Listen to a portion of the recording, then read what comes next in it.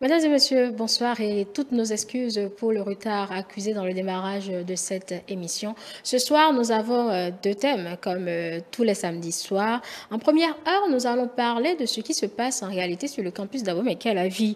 Confrontation d'organisations estudiantines, kidnapping manqué d'une étudiante, fouille et contrôle d'identité à partir de 19 heures. Qu'est-ce qui explique alors cette ébullition soudaine à l'UAC, l'Université d'Abomey-Calavi? Nous en parlons ce soir avec nos invités. Quoi de mieux que les étudiants pour parler de ce qui se passe sur leur lieu d'études? J'ai avec moi ce soir Ludia Zanou.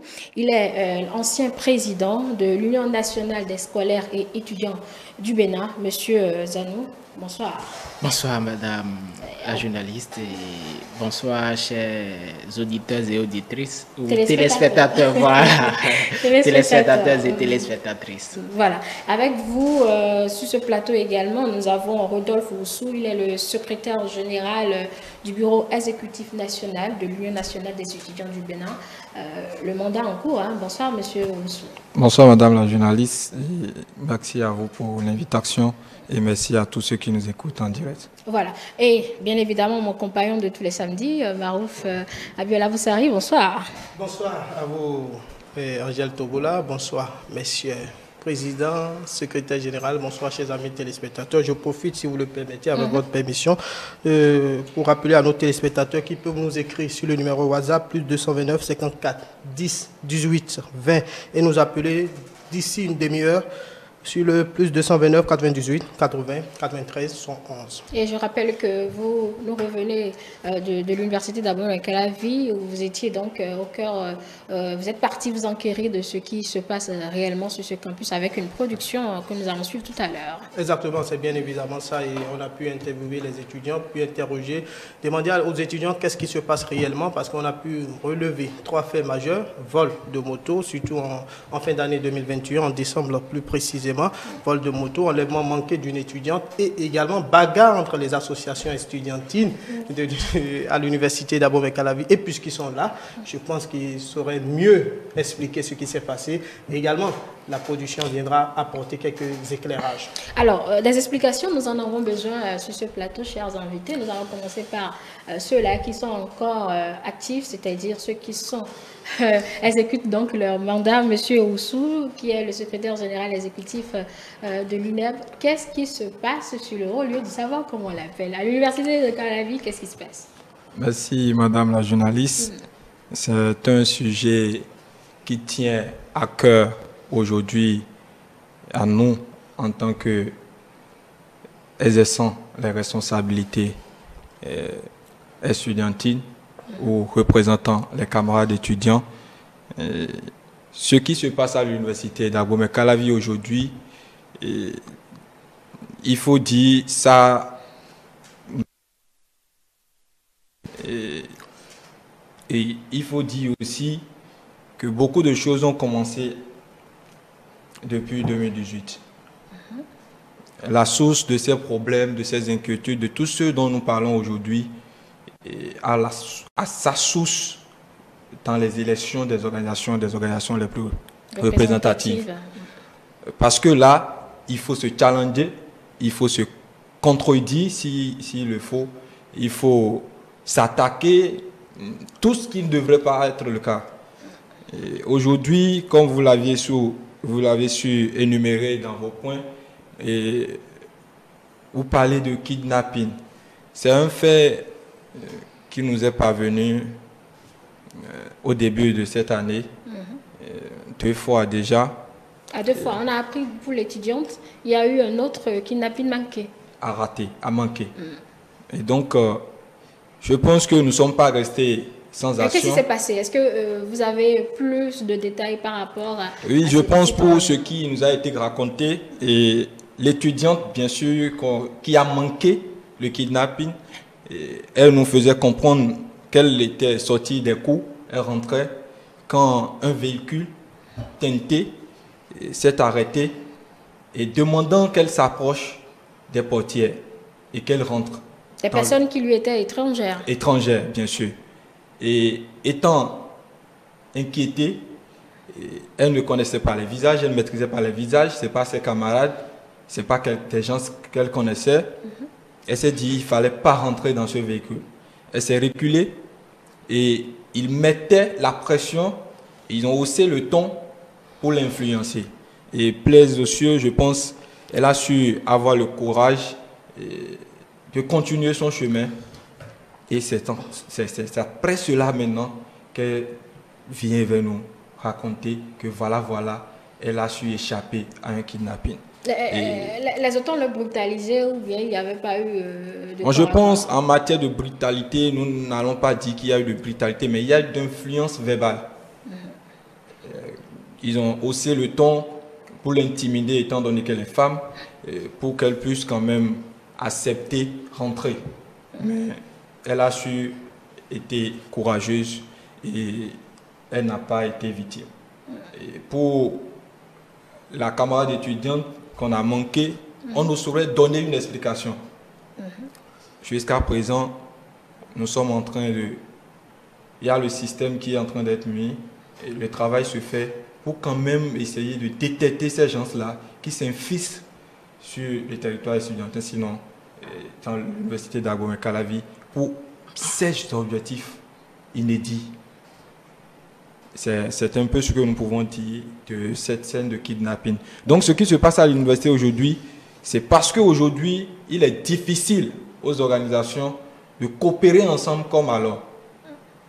Il est difficile aux organisations de travailler ensemble, simplement parce que d'autres diront elles sont représentatives et d'autres diront nous devons exister. D'accord. Sur l'élection des organisations les plus représentatives, nous allons revenir là-dessus tout à l'heure, mais j'ai bien envie d'entendre M. Zanou sur le sujet. Selon vous, à quoi cela peut être dû par rapport à l'enlèvement? Est-ce que des personnes totalement étrangères à l'université d'Abomey-Calavi, c'est-à-dire des personnes qui ne sont pas étudiantes, arrivent sur le campus pour des fins inconnues? Bien, merci beaucoup. J'ai le cœur meurtri quand il s'agit de ce sujet. Parce que tout ce qui se passe aujourd'hui à l'université d'Abomey-Calavi sort de l'entendement. Ça sort de l'entendement en ce sens qu'il n'y a pas cette semaine où il n'y a pas un fait nouveau. Et comme l'a dit Rodolphe Roussou, mon camarade Rodolphe Roussou, à un moment donné, il faut avouer que ce soit les organisations estudiantines, que ce soit le système sécuritaire à l'université. À un moment donné, tous les acteurs intervenant dans ce secteur ont baissé la garde. Baissé la garde dans ce sens qu'à un moment donné, il y a déjà une guerre de leadership qui s'observe entre nous. Et du coup, nous ne contrôlons plus tout ce qui entre sur le campus d'Abomey-Calavi et tout ce qui sort. Donc, catégoriquement, l'université est devenue comme un épicentre de toute forme de désordre ou je ne sais quoi vraiment.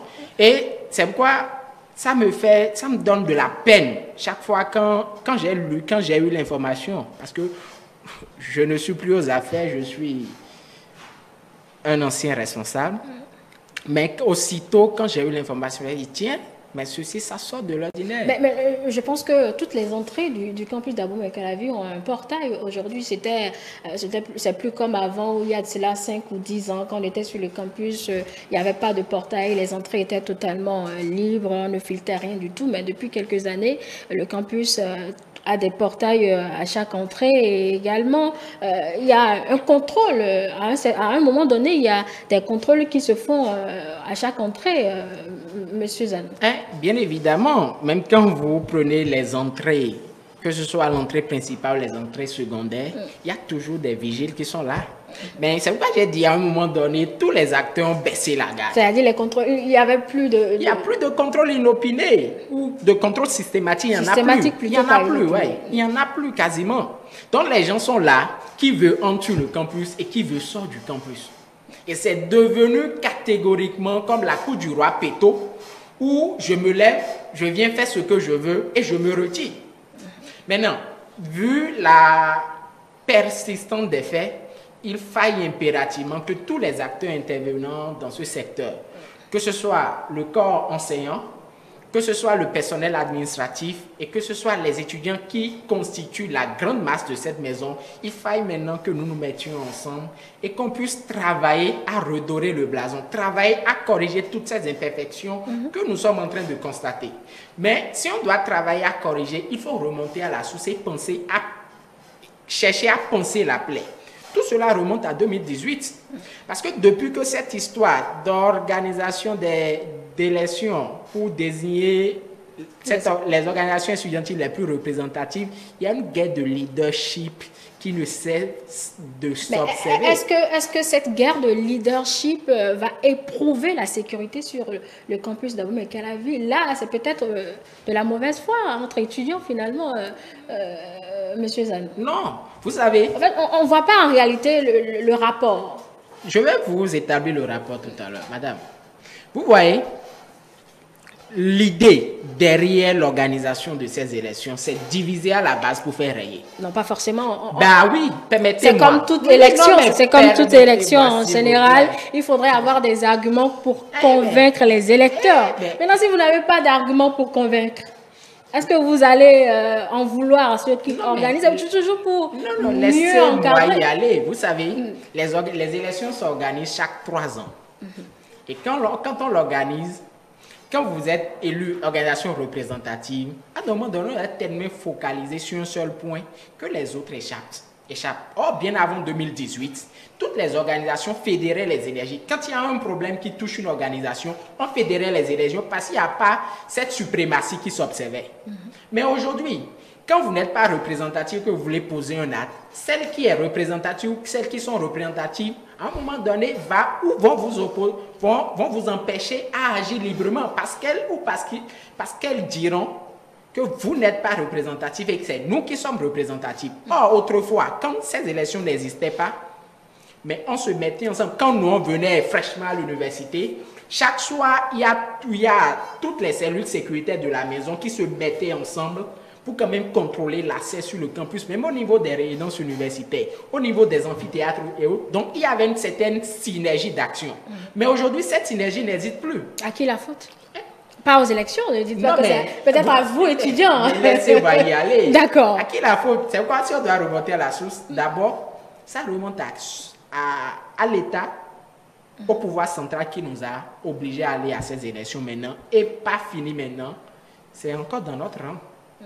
Donc, les responsabilités sont situées tout simplement. Donc, vous aussi, Monsieur Oussou, vous pointez du doigt les élections? Vous mettez tout à la charge des élections? Je pense que la question n'est pas d'accuser les élections ou de remettre en cause les élections, mais il faut dire tout a une source principale. Et la source principale, c'est de ça il s'agit, les élections, ce qui amène les organisations à se différencier de l'autre.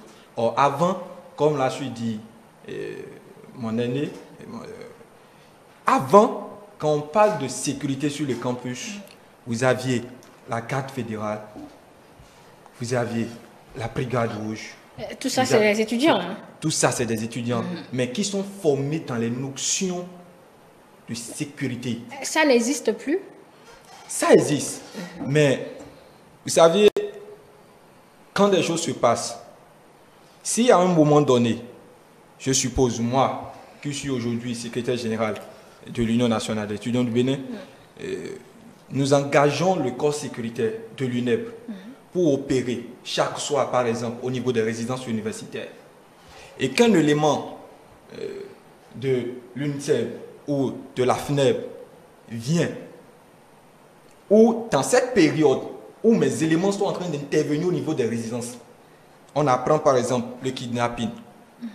Au moment des élections, les autres organisations qui n'intervenaient pas en cette période diront « Ah, voilà ceux qui font le truc. » Quand bien même l'objectif n'était pas d'apporter, je veux dire, d'inquiétude à l'environnement résidentiel, les gens diront non, c'est en leur temps, c'est eux qui faisaient ça. Pourquoi je le dis?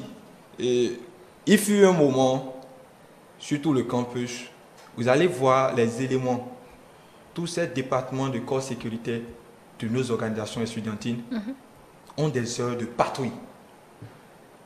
L'histoire de fouille vient d'abord de nous. C'est nous qui avions initié cela. Et zone par zone, chaque organisation intervenait pour quand même se rassurer que ceux qui sont en train de circuler aux zones nocturnes sont des étudiants. Mais quand quelque chose doit passer, on suppose on fait la patrouille ou les patrouilles de 22h à 2h et qu'à 3h dans la zone A, dans une zone IS, et qu'à 3h, au moment où les éléments ne sont plus sur le terrain, un autre intrus s'infiltre et sur ces mêmes lieux, au pair, on dira hier nuit, c'était les éléments de l'Union nationale des étudiants du Bénin, nous avions vu opérer.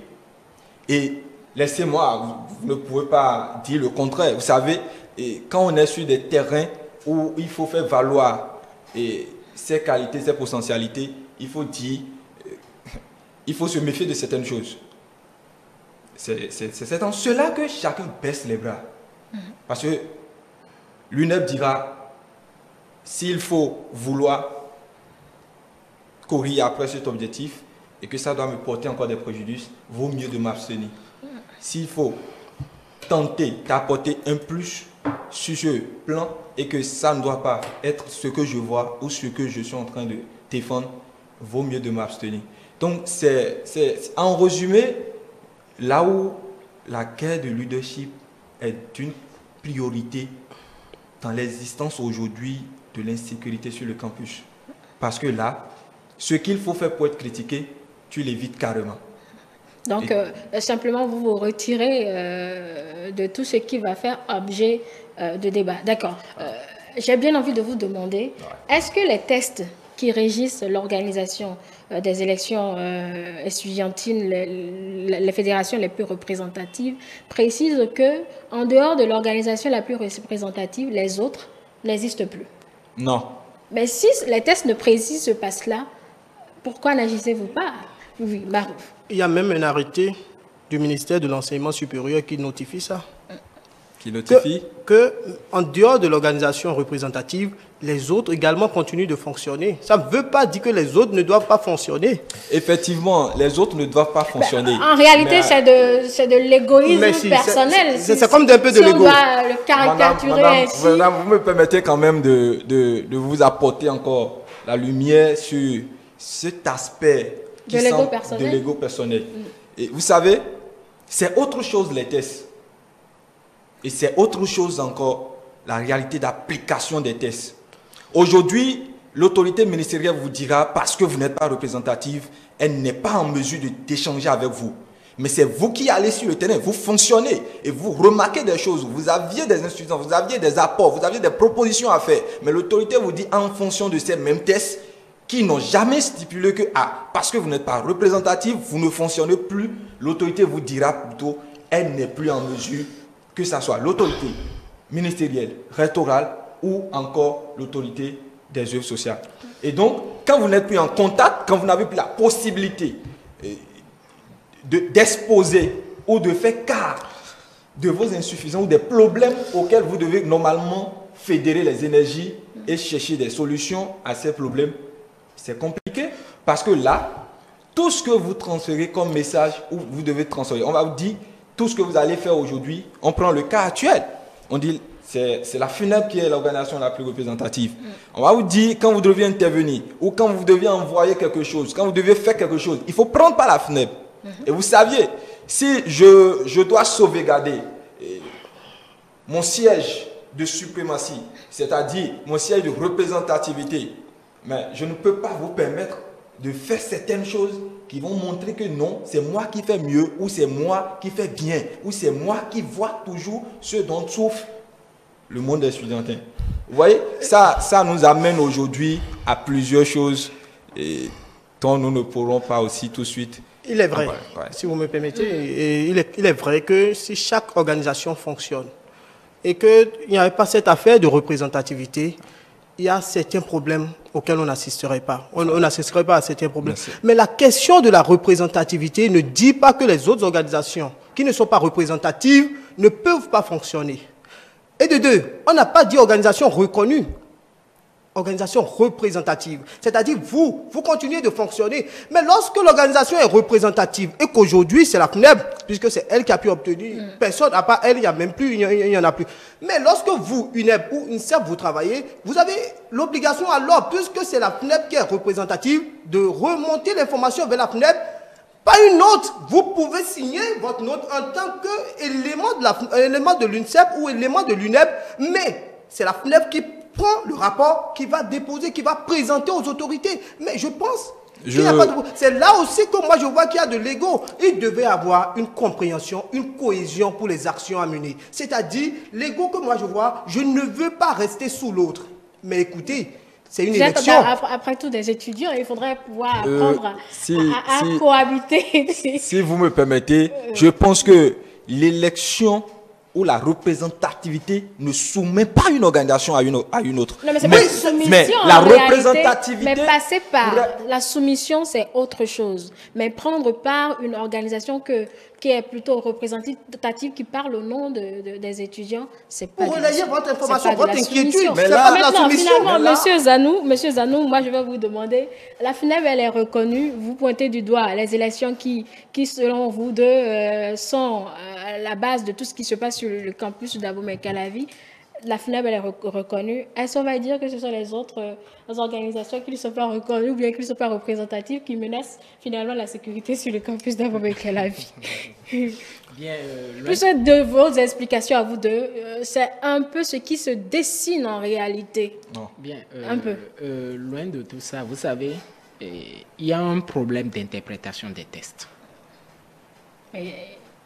C'est vrai que quand on se réfère aux tests qui nous ont envoyés aux élections et les tests qui sont pris après les élections,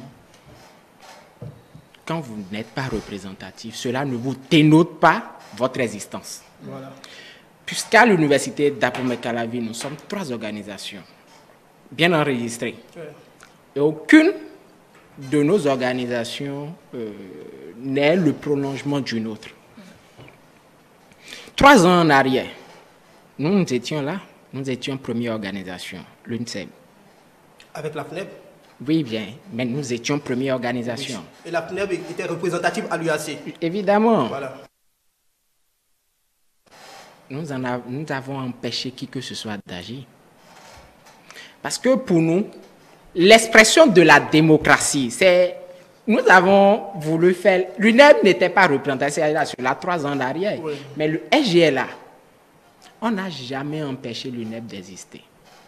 Et c'est vrai, même si nous n'existons pas. Parce que quand on perd les élections, vous êtes appelés à travailler afin de pouvoir revenir 3 ans après aux affaires. Et si on doit procéder tel que vous êtes en train de suggérer, nous avons fait un certain nombre de constats. Et donc, il faut prendre part, celle représentative, pour faire remonter l'information. L'autre organisation va installer davantage son hégémonie et que 3 ans après, les étudiants ne seront pas, je vous en prie, laissez-moi finir. Les étudiants ne seront pas en mesure de faire la démarcation qui fait quoi et qui fait ceci. Parce que quand vous portez l'information, on suppose que vous soyez venu vers moi avec une information, que ce soit moi qui remonte l'information, demain je dirai que c'est moi qui ai fait. Parce que tout le monde a vu qu'en réalité, celui qui a porté l'information plus haut, c'est moi bien évidemment. Mais à la base, on ne saura plus qui l'a fait. C'est vrai, quand vous n'existez pas, vous êtes limité dans un certain nombre de choses. Vous existez. Non, bon, après, non, comprenez la terminologie. Quand vous n'êtes pas représentatif autant pour moi, c'est vrai que vous êtes limité dans quelques-unes de vos actions. Mais cela ne va quand même pas vous empêcher à aller faille que vaille soumettre vos actions d'abord à l'autre avant qu'on ne sache que vous êtes là. Parce que si vous avez dit qu'avant, vous travaillez en harmonie. Vous travaillez en symbiose. Bien évidemment. La symbiose, elle est où finalement? C'est de là qu'est née la guerre de leadership qui aujourd'hui nous oppose. Voilà, donc il y a une guerre de leadership pour reconnaître. Ah, ouais. Il y a également, il faut reconnaître qu'il y a de l'ego et qu'on ne veut pas aller en cohésion. Ça, moi je le dis. Lorsque vous travaillez en tant qu'UNEB ou en tant qu'UNICEF, moi je suis pour qu'on libère les organisations. Que chaque organisation, je vous le dis honnêtement, qu'on libère les organisations et que chaque organisation travaille Mais la question de représentativité... Voilà, on a voulu un peu assainir... c'est ça, recadrer, c'est un recadrage. Maintenant, puisqu'il y a cette... Je pense... Attendez, laissez-moi quand même m'expliquer, je vous en prie. Puisqu'il y a cette représentativité, on est obligé de se conformer au décret du 2 octobre 2017 qui installe la représentativité. Maintenant, vous dites qu'un rapport, par exemple, de l'UNEP, on ne saura pas que c'est l'UNEP qui a fait, puisque c'est la FNEP qui est partie, elle est représentative, c'est elle qui est partie présenter ça aux autorités. Mais non, vous n'avez pas travaillé seul en tant que président. Vous avez travaillé puisque l'UNEP, l'UNCEP a des délégués quand même. Vous avez sûrement travaillé avec vos délégués qui vous ont remonté l'information et vos délégués ont travaillé avec des gens. Il y a cette cohésion depuis la base vers le haut qui prouve que c'est l'UNCEP. Et la signature de l'UNCEP peut montrer que c'est l'UNCEP qui a fait ça. Et ça, si vous voulez être représentative, cette signature et les rapports que vous avez eu à faire vont vous permettre d'être réélu l'organisation représentative dans les prochaines années. Monsieur, excusez-moi. Monsieur Zanou, Monsieur Oussou, vous allez garder vos idées. Vous faites bien, très bien même de noter, puisque la FNEB, qui est l'organisation la plus représentative, est aussi citée dans tout ce que nous sommes en train de dire. Marouf Abiola Boussari, vous avez pu avoir le président de la FNEB dans votre production, oui, que nous allons certainement suivre. Et un ancien président de l'UNEB, René Agossa. Ensuite, on revient.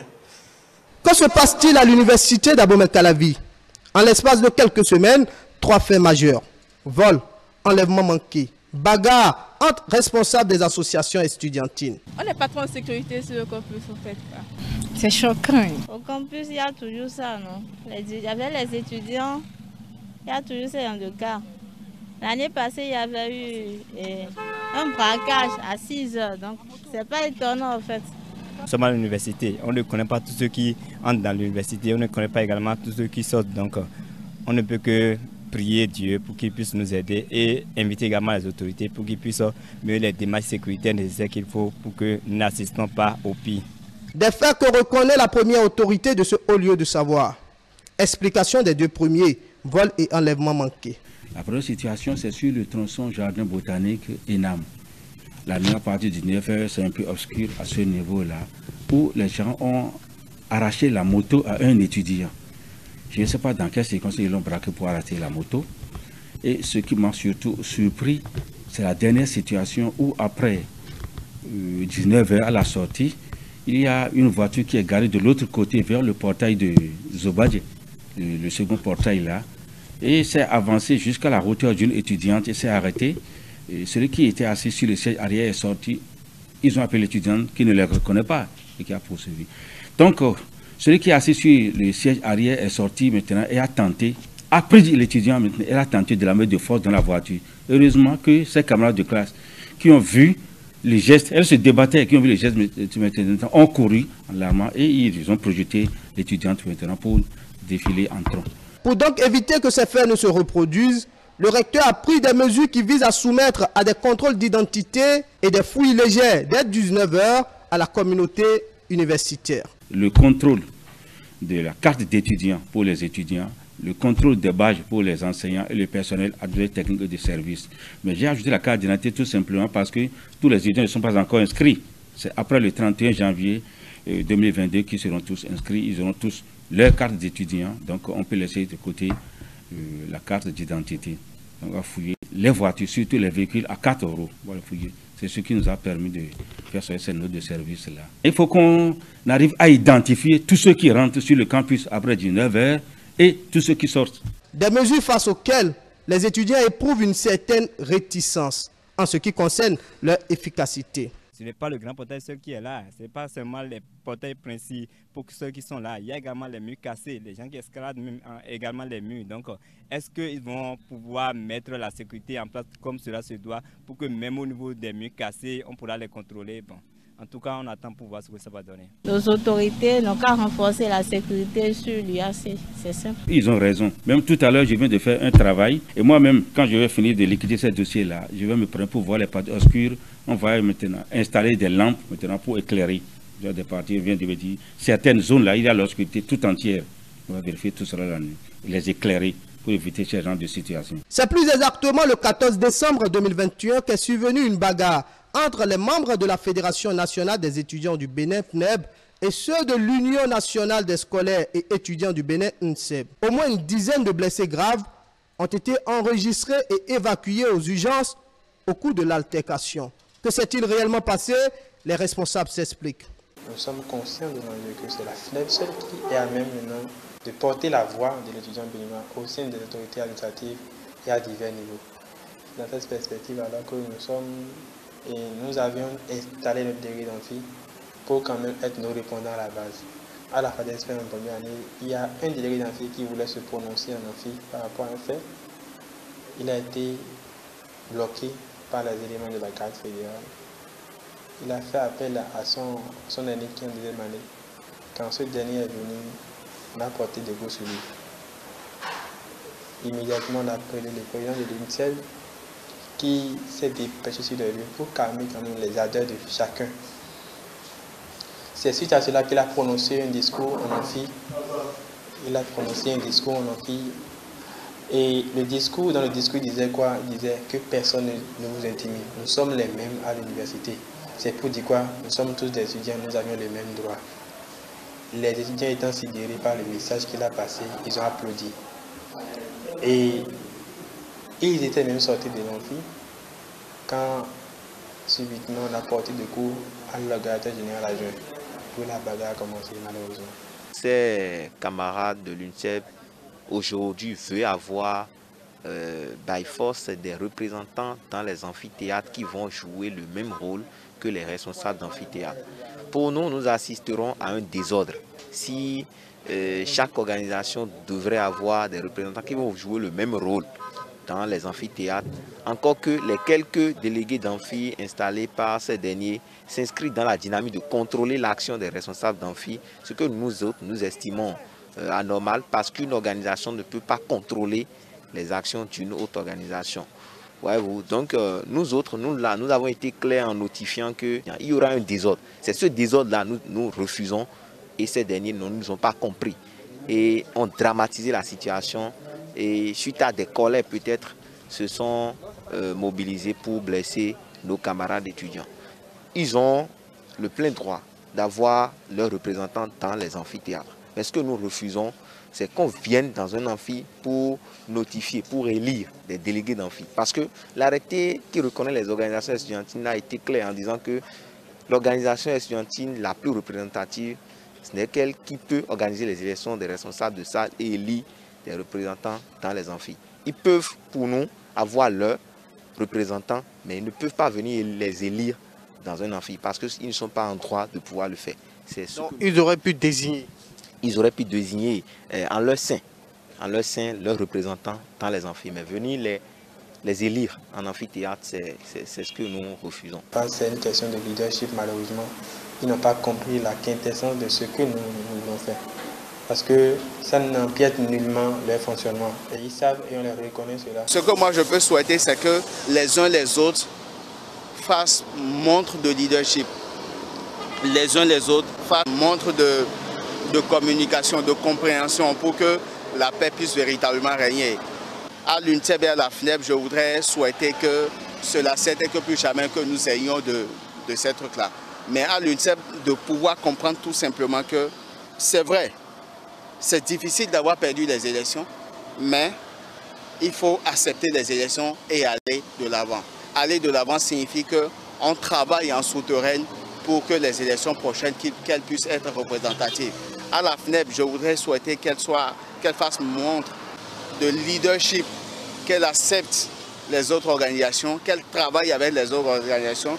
Je conseillerais que les uns et les autres échangent davantage et définissent les modalités de collaboration entre eux et que rigoureusement les engagements qui sont pris ou les résolutions qui sont prises de part et d'autre soient respectées à la lettre.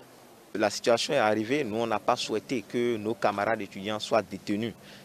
Nous avons été plusieurs fois leur rendre tous visite en leur apportant notre soutien.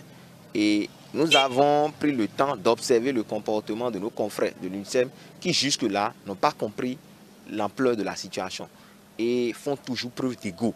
Parce que pour nous, l'ego, c'est la faiblesse d'un leader. C'est fort de cela que nous-mêmes, nous étions obligés de les appeler encore, de venir nous voir pour que nous puissions échanger. Nous avons échangé, on s'est convenu sur le fait qu'il faut un règlement à l'amiable de cette situation afin que réellement les détenus soient tous libérés le lundi à l'issue du procès. La réaction de l'Union nationale des étudiants du Bénin UNEB n'a pas tardé. Cette troisième organisation a appelé à la paix et à la réconciliation. Elle a invité l'UNCEB et la FNEB à une maîtrise des émotions afin que le mouvement étudiant et les revendications se fassent dans la paix et dans un esprit de concorde.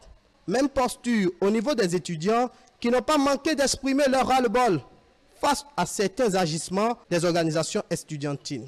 C'est une question d'inconscience parce que surtout ceux de l'UNCEB, ceux qui créent souvent ce désordre-là, parce qu'ils ont des soldats qu'on appelle la brigade rouge, c'est que des désordonnés, Pour un rien du tout, ils vont commencer à taper les étudiants, faire du désordre. C'est comme ça ils sont naturellement.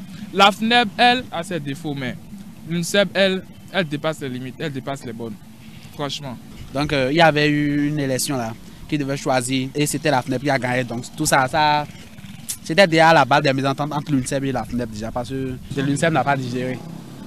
Et ils ont des gars, leur affaire d'Agbozo, leur affaire de police universitaire, c'est des étudiants, mais ça tourne pas rond là quoi.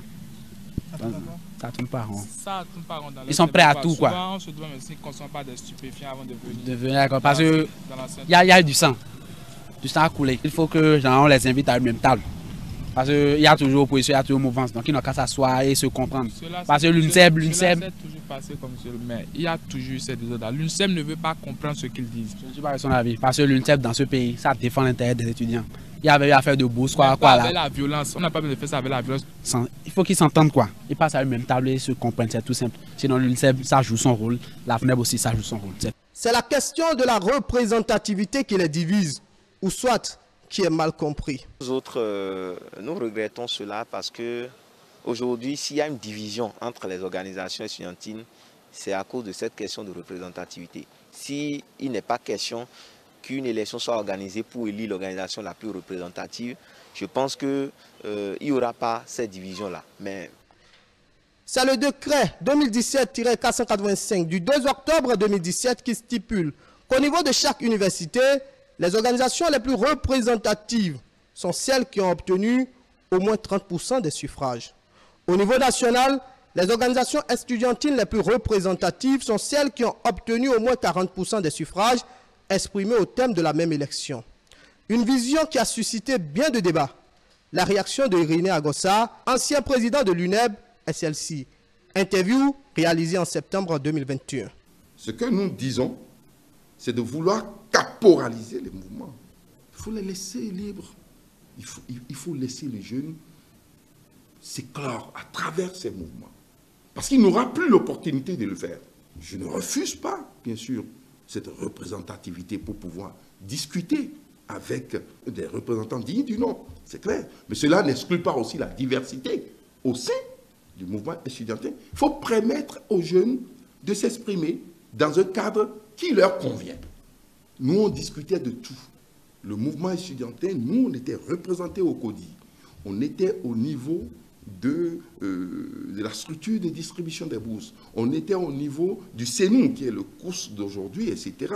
Donc, on discutait de tout au niveau des cabines. On ne distribuait rien sans nous. On débattait de tout. Nous étions déjà habitués au débat en ce qui concerne la gestion de l'université. Ça, on était impliqués dans tout. Cela ne voulait pas dire qu'on était des indisciplinés. Non, ça permettait de comprendre la structure de gestion. Et ça nous donnait déjà des avantages de comprendre comment nous pouvons gérer demain. Donc, aujourd'hui, on a pris l'étudiant pour juste quelqu'un qui se forme, du point de vue purement académique, et que bon, dès qu'il va quitter l'université, bon, on les prend pour des pagailleurs d'ailleurs. On les prend pour des pagailleurs, on installe des véhicules de police à tout moment, etc. Ça ne ressemble à rien à la dynamique de formation d'un campus. En rien du tout. Il propose une porte de sortie, que les organisations soient libérées, financées et même encouragées. Et qu'on favorise l'interactivité sous-régionale de ces mouvements. Nous, en notre temps, je me rappelle, il y avait une interactivité entre les mouvements étudiantins du Togo, du Bénin, de la Côte d'Ivoire, du Ghana, etc., du Libéria, et ça nous permettait d'échanger et de comprendre ce qui se passait là-bas et de mettre en place ce que nous appelons une génération sous-régionale. C'est ainsi que moi j'ai connu Guirsoro, c'est ainsi que j'ai connu Blé-Goudé qui était en exil à Cape Coast. Donc, et c'est ainsi que j'ai connu d'autres, les Wadja qui sont à Lomé, aujourd'hui de haut cadre. C'est ainsi que j'ai connu d'autres au Libéria, etc. Parce qu'on avait la chance de se rencontrer. Et nous partageons aujourd'hui la même vision panafricaniste. Nous partageons cette vision et nous échangeons. Et c'est ce qui permet d'avoir une force, un socle politique et qui permet de défendre une vision politique. Je sais qu'en mon temps, il y avait les locaux Édouard, il y avait les Charles Tokor, etc. Il y avait les Agapites, etc., qui étaient dans les mouvements, etc. Nous avons nos aînés, les Lancerquitor et autres, que nous avons connus. Arif Haribako. Donc, du coup, nous respectons la hiérarchie. Hein? Quand moi je rencontre Bako, je sais qui il est, même les deux Bako. Celui de Idrissou. On s'est connus dans le cadre du mouvement estudiantin. Il sait qui je suis, je sais qui il est. Je connais sa vision. Même le président de la Cour constitutionnelle, quand moi j'étais président, il était aussi président de l'autre côté. Donc on se connaît, quand on se rencontre, on sait de quoi il s'agit. Et quand on veut se parler, on sait de quoi on parle. Donc c'est ainsi qu'on met en place une génération d'hommes politiques ou bien de décideurs d'une nation. Donc il faut encourager ça. Il faut structurer, il faut donner les moyens pour que ces jeunes puissent s'exprimer. On rappelle à nos téléspectateurs qui peuvent intervenir sur l'émission sur le plus 229 98 80 93 111. Merci à vous, Marouf Abiola Poussari, pour cet élément que vous avez suivi avec vraiment un intérêt, je suppose, Monsieur Zano, Monsieur Ousso. Bien évidemment. D'accord. Alors, on n'a pas parlé de cette confrontation, justement, de l'UNEB, je crois que c'est avec la FNEB dans un amphi, et le président de l'UNSEB, sera présenté le 31 janvier, je crois bien, le lundi prochain. Est-ce qu'on a besoin d'en arriver là pour des questions de leadership, de guerre de leadership? Vous qui êtes ancien président de l'UNICEF, vous avez entendu vos camarades étudiants dire que l'UNICEF est un peu trop va-t-en-guerre. Et je pense que tout le monde, tous les étudiants, que ce soit anciens étudiants et tout, ont eu à un moment donné cette impression-là de l'UNICEF. Est-ce qu'on a besoin d'en arriver là pour pouvoir exprimer ce qu'on veut faire, alors que selon le président de la FNEB qu'on a entendu tout à l'heure, ce qu'il faisait dans les amphis n'était pas légal? Bien, merci beaucoup. J'ai été surpris par des propos incendiaires du président actuel de la FNEB. Propos incendiaires? Bien évidemment, parce qu'il est allé très loin en disant que c'est l'ego qui caractérise les éléments de l'UNICEF. Si un président en exercice amène les hommes en armes sur le campus et fait arrêter un autre collègue, je veux nommer le président de l'UNICEF, et il est fier. Mais derrière, devant la caméra, il nie cela et dit maintenant que c'est l'ego qui caractérise les éléments de l'UNICEF. On a parlé de l'ego sur ce plateau tout à l'heure. Je vous en prie, madame, laissez-moi aller au bout de mes idées. Parce que si déjà lui n'est pas égoïste, pour une affaire qu'il pense qu'on peut régler entre nous, pourquoi est-ce qu'il a amené au niveau de la police? Une bagarre, attendez, je vous en prie, quand la situation s'est produite... Monsieur Zanou, j'ai la police de débat, donc vous me permettez de vous poser la question. Il y a eu, le sang a coulé au cours de cette bagarre-là. Certains de vos camarades étaient blessés. Vous voulez qu'ils fassent quoi? Madame, non, en l'état. Laissez-moi aller au bout de mes idées. Essayez déjà de répondre à la question en l'état. Laissez-moi aller au bout de mes idées.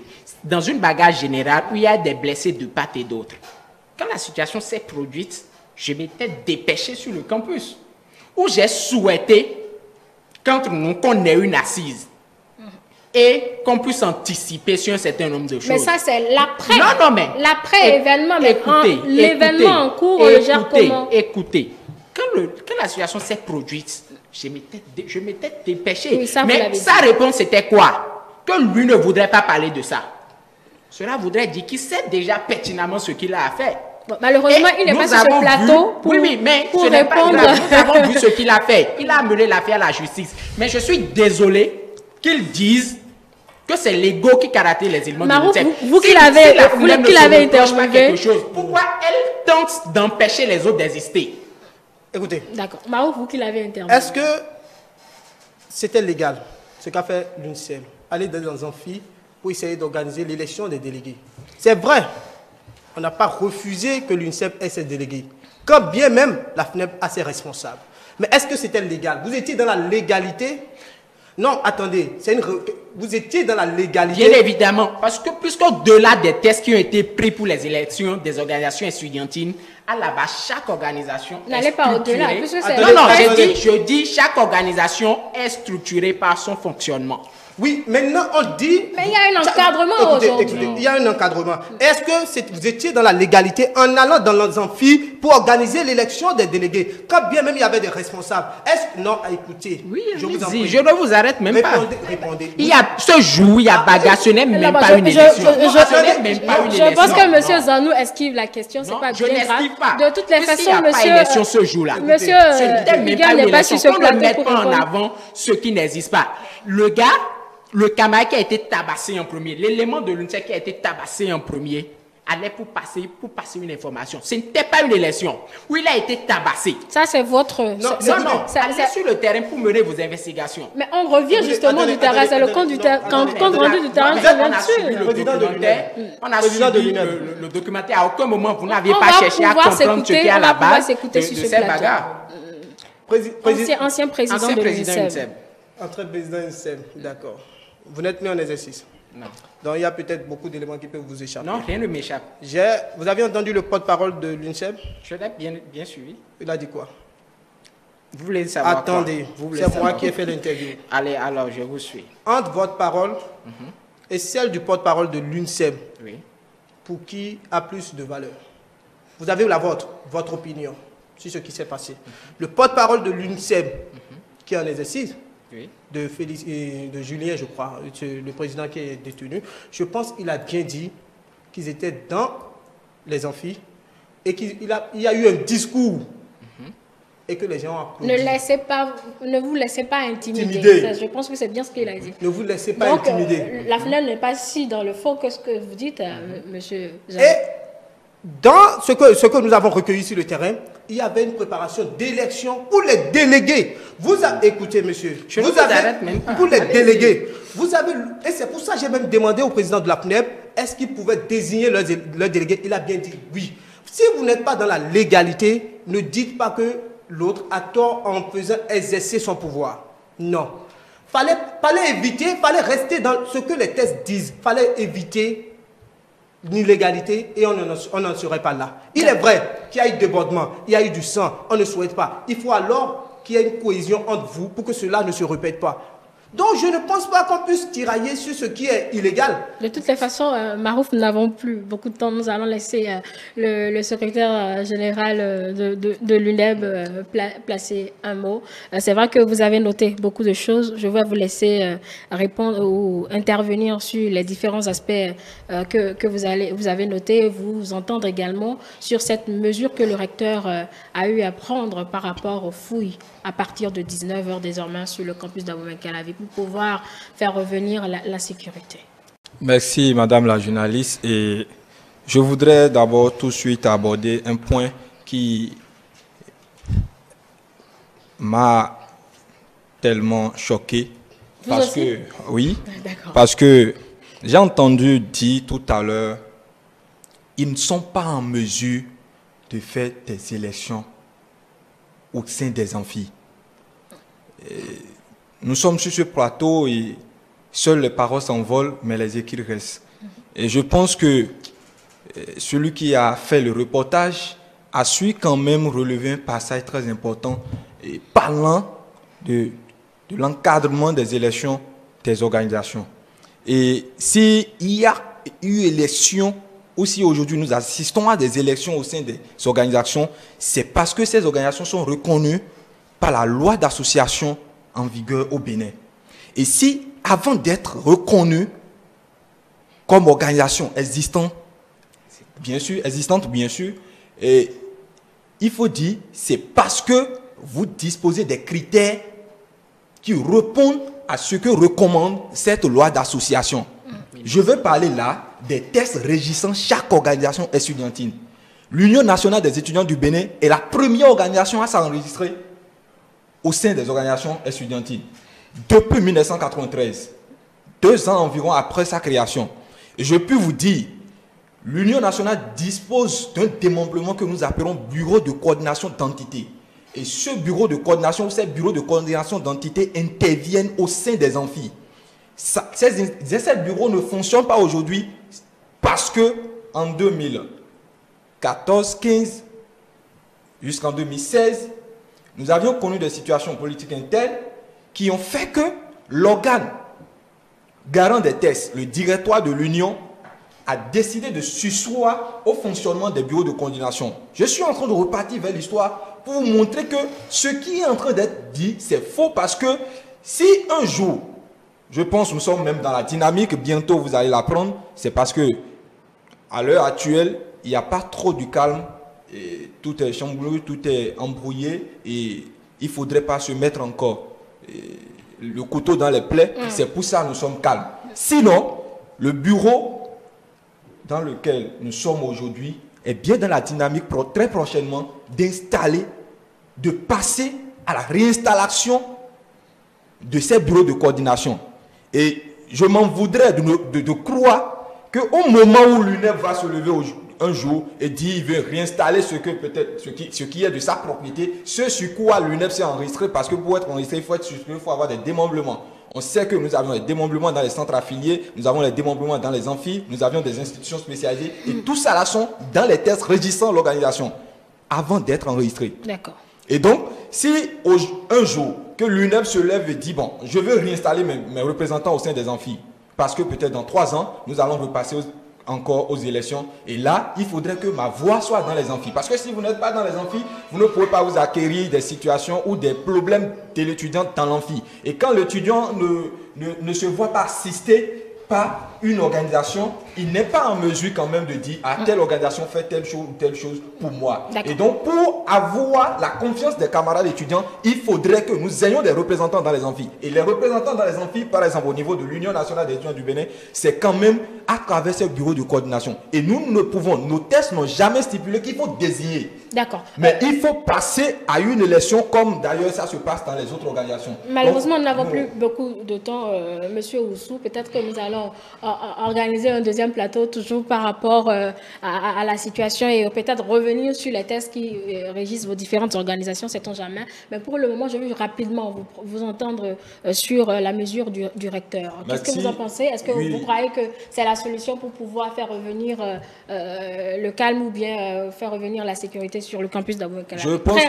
Je pense que c'est une mesure salutaire qu'il faut reconnaître, parce que à situation exceptionnelle, mesure exceptionnelle, dit-on, le recteur a su quand même prendre cette note circulaire et cadrant la sécurité sur le campus. Et il faut dire, nous avions déjà eu des séances avec l'équipe rectorale et des suggestions ont été faites. D'ici peu, nous aurons à installer un corps sécuritaire mixte, c'est-à-dire composé de tous les corps sécuritaires et des organisations et même de l'administration, c'est-à-dire du rectorat. Et je pense que le dispositif pouvant nous permettre d'atteindre les objectifs sont en train d'être travaillés pour y arriver. Et donc, c'est une mesure qu'il faut saluer, c'est quelque chose que nous encourageons. L'UNEB accompagne cette initiative parce que ça va dans l'intérêt de nos camarades et c'est aussi un objectif prioritaire pour nous. Nous fonctionnons dans la paix, dans la culture. Vous allez voir, ça ne tâtonne pas trop de notre côté parce que chaque organisation a son idéologie au fait. D'accord, oui. Monsieur Zanouta, rapidement, sur le même sujet, sur la même question. Je pense pour ma part que c'est un début, mais dans l'application, il faut quand même associer les organisations estudiantines. Puisque quand on prend les composantes de ce secteur, de ce milieu estudiantin, de ce milieu universitaire, la grande masse ce sont les étudiants. Donc, il faut associer les organisations et je pense qu'ensemble avec l'autorité rectorale, des mesures soient bien définies, que les choses soient bien aplanies, que les uns et les autres se sentent impliqués dedans. Je voudrais faire un rétropédalage et demander exceptionnellement, s'il vous plaît, par rapport au sujet, je voudrais avoir une contradiction avec nos amis de la FNEP. Et en direct, nous allons prendre la communauté nationale et internationale à témoin pour trancher, parce que je suis contre Monsieur Zanou, et qu'on monte sur le compte d'une autre organisation. Ancien président de l'UNICEF, c'est bien noté. Merci à vous pour votre présence sur ce plateau. Merci également à vous, Monsieur Rodolphe Ossou, secrétaire général de l'UNEB. Merci pour votre représentant le président empêché. Marouf Abiola Voussari, nous devons mettre un thème à ce plateau pour pouvoir installer nos autres invités pour la deuxième thématique. Oui, je pense que moi, je l'ai déjà dit depuis le début, je suis d'accord qu'on libère les étudiants. Oui, mais il faut se conformer à la nouvelle réglementation.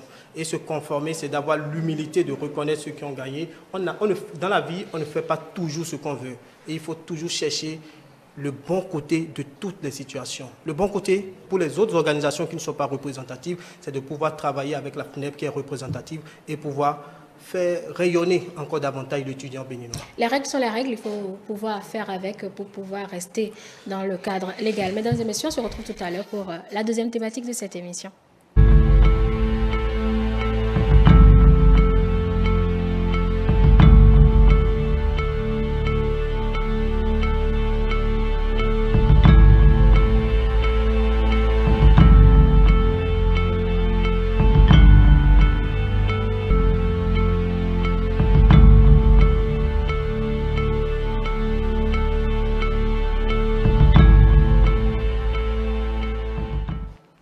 Nous sommes de retour pour la deuxième heure de cette émission pour une thématique assez intéressante aussi après la première.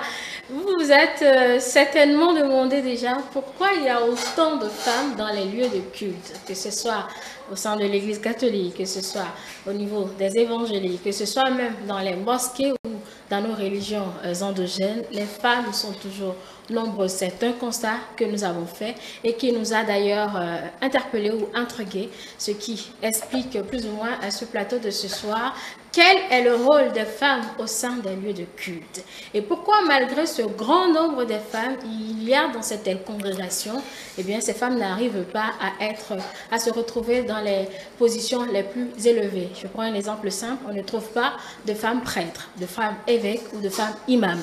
Ce sont autant de questions que nous allons adresser à nos invités de ce soir. Je vais commencer par le prêtre. Il s'agit de l'abbé Anissé Nyanvi, directeur de la communication de la conférence épiscopale du Bénin. Monsieur Nyanvi, bonsoir. Bonsoir, madame. Oh, abbé Nyanvi, bonsoir. Je prends lequel? Abbé, mon père, monsieur Nyanvi, je prends quoi? Bon. Abbé Nyanvi, simplement. Voilà, Abbé Nyanvi, bonne arrivée. Merci donc pour votre disponibilité. Nous avons également une femme de pasteur. Elle est membre du bureau national de l'Association des femmes évangéliques d'Afrique. Il s'agit de Madame Yamombe Dossa. Madame, bonsoir. Bonsoir, madame. Vous êtes divinement bien habillée. Bonne arrivée à vous aujourd'hui sur notre plateau. Je pense que c'est la première fois que la télévision. Oui, c'est la première fois. Voilà, merci donc d'avoir accepté notre invitation. Et nous avons également sur ce plateau un islamologue.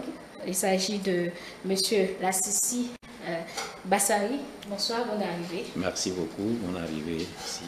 Voilà, le plateau présenté, sans oublier Marouf qui est toujours présent. Est-ce que j'ai besoin de vous souhaiter la bonne On est toujours là. Alors, on va y arriver puisque nous sommes pratiquement déjà en retard. Nous allons peut-être commencer par Madame qui représente les femmes sur ce plateau.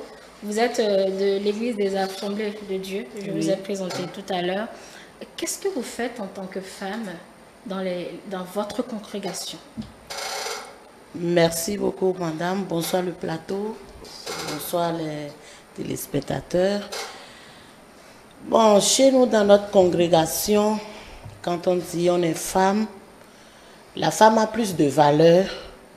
Et la femme, disons chez nous, bon, pas chez nous dans les églises évangéliques, la femme, on la considère au même titre que l'homme.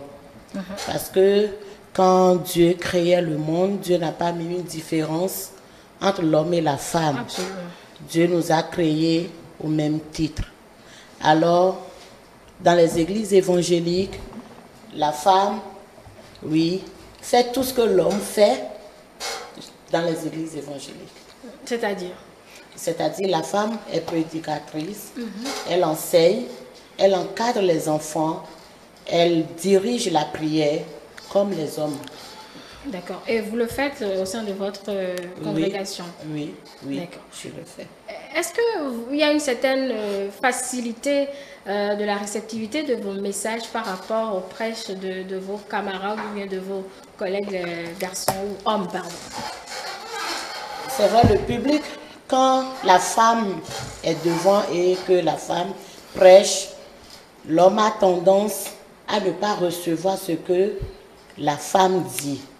Mais nous constatons que quand nous prenons l'exemple de Joyce Meyer, nous avons vu que c'est une femme qui est prête, c'est une femme qui est instruite, c'est une femme qui sait parler à son public. Et quand la femme prend le micro, par exemple chez nous, quand la femme prend le micro, c'est parce qu'elle est d'abord formée. Parce qu'il y a la formation. On ne peut pas donner ce qu'on ne connaît pas. Il y a la formation, quand elle est formée, elle est bien formée. Quand elle prend le micro, on constate que, oui, les hommes sont à l'aise parce que les femmes, Dieu nous a dotés d'une capacité extraordinaire. Quand on confie une tâche à une femme, elle le fait de tout son cœur, avec une certaine sagesse, avec tout son cœur. Et là, on constate que oui, ça passe le message. Monsieur Lassisi Bassirou, au sein de l'islam, qu'est-ce que les femmes font? Oui, merci. Est-ce que d'abord, dans l'islam, il y a autant de femmes? Oui, au fait, la femme, elle est plus nombreuse que les hommes partout. Dans la mosquée ou partout où nous sommes, nous constatons que la femme est plus nombreuse. Mais parlant de l'islam, il faut que nous éclaircissons beaucoup de choses. Parce que la manière dont nous voyons la femme est tellement différente de la manière dont l'islam observe la femme. L'islam a considéré beaucoup la femme. L'islam ne considère pas la femme comme un jouet, un objet qu'il faut jouer avec. Mais plutôt c'est une personne honorée qu'il faut sauvegarder, qu'il faut préserver. C'est tout comme de l'or. Et que l'or, on ne peut pas le jeter partout, l'observer partout, non. C'est vrai, ce que nous allons dire, je réponds immédiatement qu'une femme ne peut pas être imam chez nous. D'accord, on va revenir sur la question. Elle peut enseigner, mais elle va enseigner qui? Elle peut prédire, mais entre les femmes. Donc, l'islam a mis beaucoup de principes. Il y a d'égalité entre les femmes et les hommes au niveau de la spiritualité. C'est que si la femme fait telle chose, elle a la même récompense que l'homme si l'homme le faisait. C'est-à-dire la différence qui existe entre l'homme et la femme là, c'est au niveau de la crainte de Dieu. L'acte de dévotion, elle est récompensée de la même manière comme les hommes. Mais l'islam met un peu de différence, voyant la forme physique de la femme et celle de l'homme. Et quel rôle elle joue au sein de votre... Non, mais la femme a déjà son rôle.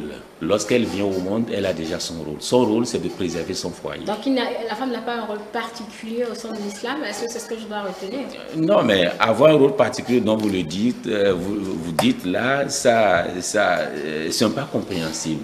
C'est-à-dire, vous voulez nous dire que la femme doit jouer tel rôle au niveau de la mosquée. La femme n'a aucun rôle à jouer que ce qu'elle peut faire comme adoration. Est-ce qu'il y a un rôle même à jouer dans la mosquée? Non, c'est l'adoration. Dans la mosquée, c'est que, peut-être si vous voulez le dire, les rôles qui existent dans la mosquée, il faut prédire, il faut diriger la prière, il faut faire l'appel à la prière. Mais la femme n'occupe aucun poste, ne peut pas jouer Enfin, ses on rôles. ne retrouve pas la femme Non, pas à du tout. ces positions Pas du tout. au sein de l'islam. Pas du D'accord. Oui, Maroc. Il faut d'ailleurs, si l'imam me permet, que ce n'est pas une obligation pour la femme d'aller à la mosquée. D'accord. Nous allons écouter le père, l'abbé Anissé Nyanvi aussi sur la question. On nous connaît au sein de l'Église catholique, il y a beaucoup de femmes. Au moins, là aussi, il y a du monde. Abbé, qu'est-ce que la femme fait au sein de cette congrégation? D'abord, je salue les téléspectateurs et je salue particulièrement toutes les femmes. Toutes les femmes. Elles sont nos mères, elles sont nos chères sœurs et leur présence dans nos maisons, dans nos familles et en tout est fondamentalement importante. Alors, quel est le rôle que joue la femme dans l'Église? Je dirais que la femme joue beaucoup de rôles et la femme a une place très importante au sein de l'Église. Sans la présence de la femme, j'imagine ce que deviendraient justement nos églises. Les femmes sont vraiment la perle précieuse. Et voilà, et c'est l'huile qui donne un peu plus de fluidité au système de l'Église. Alors, les femmes jouent beaucoup de rôles. D'abord par leur présence, par leur engagement au cœur de l'Église, par leur disponibilité à remplir les missions qui leur sont confiées et par leur engagement dans les groupes de prière, par leur engagement également dans les différentes activités dans la vie de l'Église. Vous entendez certainement parler, par exemple, de l'Association des femmes catholiques. C'est une association qui joue un rôle très important dans la vie de l'Église. Et les femmes jouent également beaucoup d'autres rôles. Elles ont beaucoup de responsabilités au cœur de l'Église. Voilà. Et avec tout ce que vous avez dit là, Abbé, pourquoi on ne retrouve pas les femmes devenir peut-être prêtres, évêques, papes? Pourquoi pas? Au nom de l'égalité des êtres humains devant Dieu. Parce que nous sommes tous égaux devant Dieu. À moi, j'oublie mes notions du catéchisme. Oui, alors merci pour cette belle question. Pourquoi ne retrouve-t-on pas des femmes prêtres, évêques, papes, pourquoi pas? Voilà.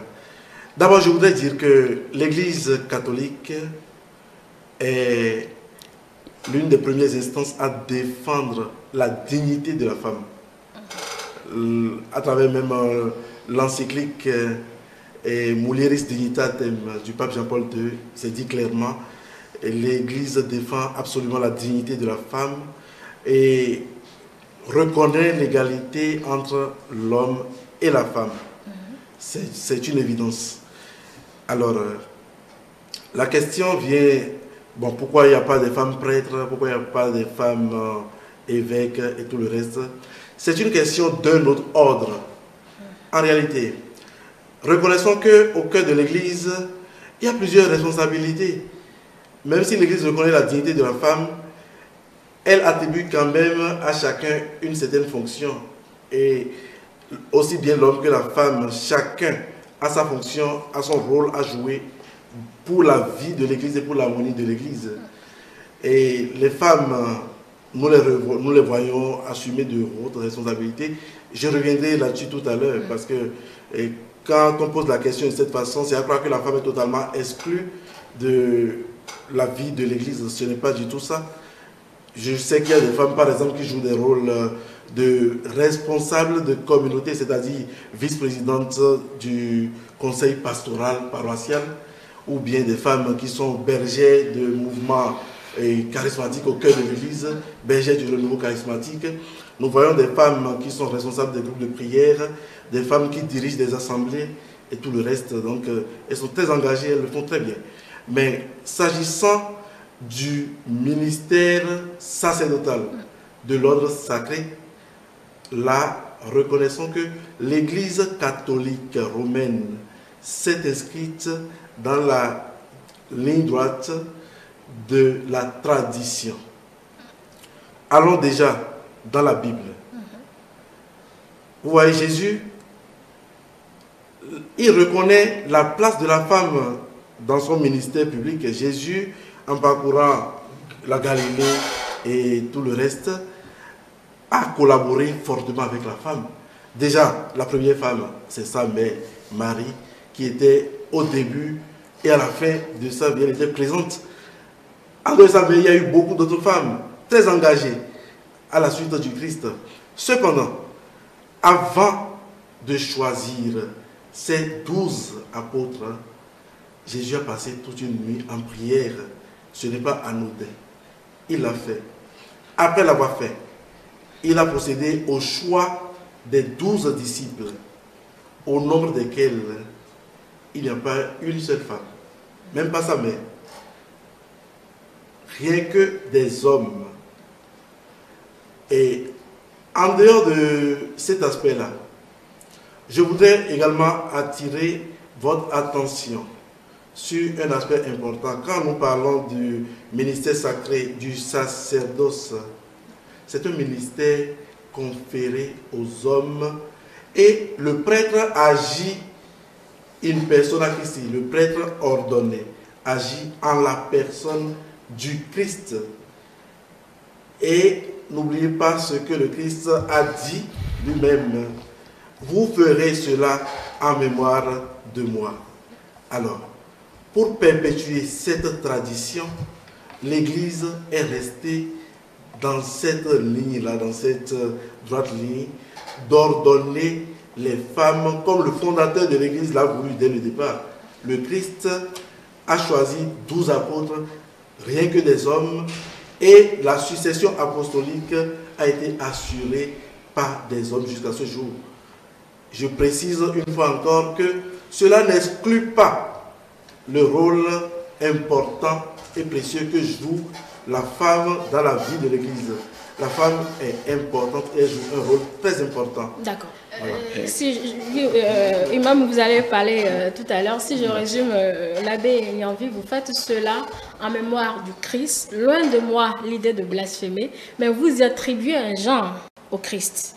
Mais pour ceux-là qui ne sont pas forcément dans l'idée du genre du Christ, supposons, je suis dans la supposition. S'agissant du Christ, il n'y a même pas de débat autour. Tout le monde sait que c'est un homme, c'est le genre masculin. Je ne parle pas de la divinité, je n'attribue pas un genre à la divinité, mais je parle du Christ, homme et Dieu. Donc il y a une petite nuance à faire à ce niveau-là. Voilà. Et j'ai bien précisé que dans le choix de ces apôtres, de ces 12 apôtres, il n'y a pas une seule femme. Cela ne veut pas dire que la femme n'a pas eu à intervenir dans la vie de l'Église depuis le temps du Christ jusqu'à ce jour. D'accord, je vous prends au mot alors. Aujourd'hui... Moi, je pense que c'est que nous pouvons un peu aborder le sujet d'une autre manière, puisque c'est que moi, je peux avec mon plaisir attribuer des rôles à la femme. Avec mon plaisir. Comme vient de le dire mon cher abbé, que la femme joue tel rôle, il est présidente, il est comme ça. Ça, au fait, ça se voit partout, même chez nous dans la communauté musulmane. L'Union islamique du Bénin, nous avons les femmes qui représentent, qui ont de postes et qui jouent assez de rôles dedans. Mais ce que nous disons, je pense que c'est d'une autre manière. Est-ce que la divinité, la religion même, permet à la femme de jouer ce rôle? Sinon, c'est que si je dis oui, la femme fait ceci dans mon église, dans ma mosquée, la femme fait ceci. Non, mais pour nous, il y a des guidelines, qu'il y a des choses qu'on ne peut pas faire.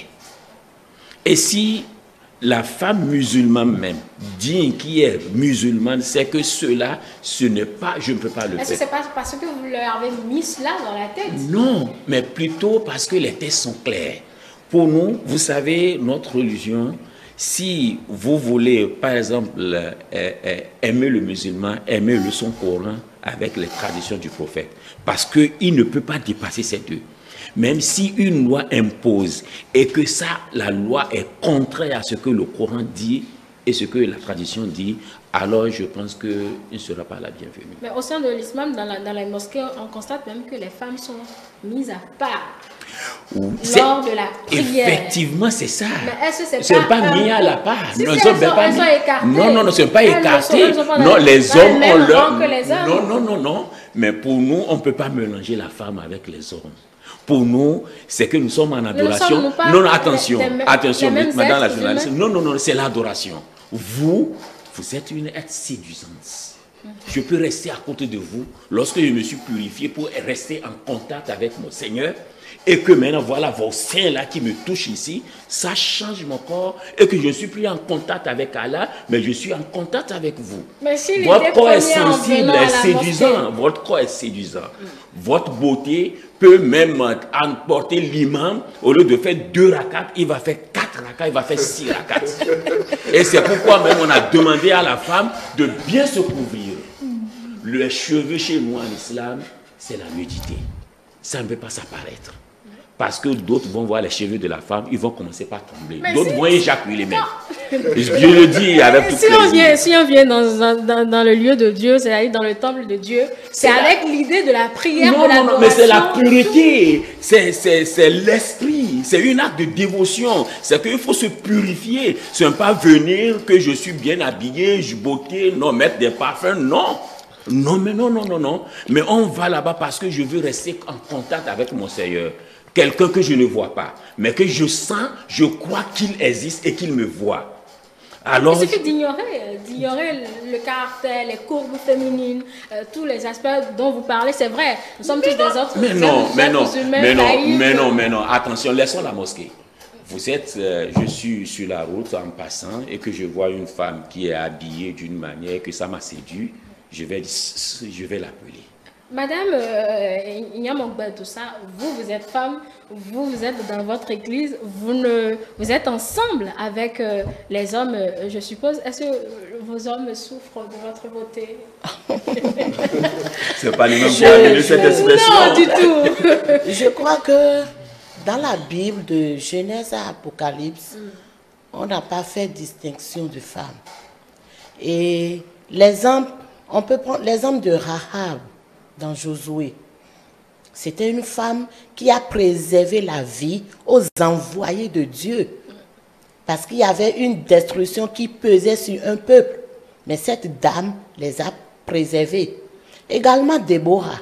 On nous a dit dans Juge que Déborah était une prophétesse et une juge en son temps, en Israël en ce temps. Ça veut dire qu'elle cumulait 2 choses à la fois. Elle était chef politique et elle était prophétesse. Et rien ne se passait en Israël en son temps sans qu'on ne la consultait. Même si les rois allaient en guerre, on demandait l'avis de Déborah pour savoir est-ce que une fois en guerre, est-ce qu'on va gagner. Donc la Bible ne nous a dit dans aucune partie que la femme doit rester à part. La preuve, Jésus, dans son ministère, il y avait des femmes qui étaient de loin, qui le regardaient, qui l'aidaient dans le ministère. Et on nous a parlé même d'une femme qui allait s'asseoir à ses pieds pour écouter ses enseignements. Le problème est que dans la Bible en ce temps, il y avait un problème culturel. Et aujourd'hui, nous l'avons copié. La preuve est qu'aujourd'hui, on dit, quand une femme devient présidente de la République, son mari serait quoi? Et c'est ça le problème, le même problème que nous traînons jusqu'à aujourd'hui. Mais devant la loi, quand il y a une faute, on ne dit pas c'est parce qu'elle est femme que nous allons la préserver. Parce qu'il est homme, nous allons moins le juger. Non, c'est la même loi qui s'applique à l'homme et à la femme. Et devant Dieu, nous sommes la même chose. Donc dans l'église évangélique, les hommes ne souffrent pas. Les femmes également ne souffrent pas. Nous avons pleinement notre rôle, nous avons notre rôle à faire dans l'église. Et les hommes doivent savoir que même à la maison, nous savons que la femme prend bien soin du foyer que le mari. Et la Bible nous dit, à nous les femmes, notre rôle c'est de nous soumettre à notre mari. La soumission c'est pour le mari, un seul homme, et non la soumission pour tous les hommes. D'accord. Je note que... Vous voyez un peu que la femme ne peut pas jouer un rôle. Si elle doit pouvoir jouer un rôle, ce n'est pas les mêmes congrégations. Non, c'est les mêmes congrégations. Si vous voulez, madame la journaliste, elle a posé une condition qu'on doit regarder d'un œil logique, puisqu'elle dit, si la femme devient présidente, que va devenir son mari? Ça, c'est un autre aspect. Non, mais normalement, mais si l'homme est président, que va devenir sa femme? On ne l'a jamais posé. La femme devient première dame, simplement. Première dame, mais pourquoi le mari, la présidente, son mari ne devient pas premier homme? Non, voilà, c'est une on peut le désigner comme premier homme et tout ce qu'on veut. C'est pour montrer que la femme a une particularité et la femme que nous essayons d'ignorer. Il y a des femmes présidentes dans beaucoup de pays. Bien sûr, bien sûr. Nous allons revenir dans le débat tout à l'heure et permettre à Marouf Boussari Abiola, décidément avec notre nom aujourd'hui, Marouf Abiola Boussari Abiola, de nous parler de votre production sur le même thème. Exactement, et la production est celle-ci, regardez et on revient.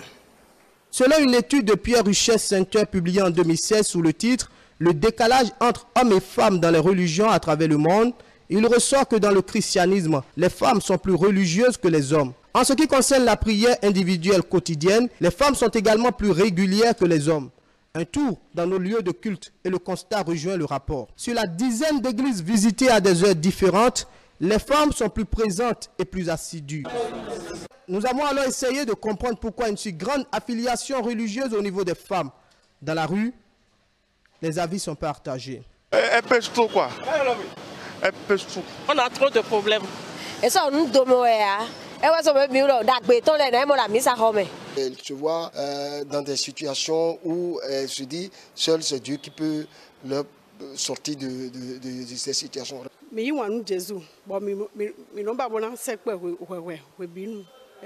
Pour la foi que chacun a, pour sa religion, elle se rend dans ces lieux-là pour pouvoir prier, etc.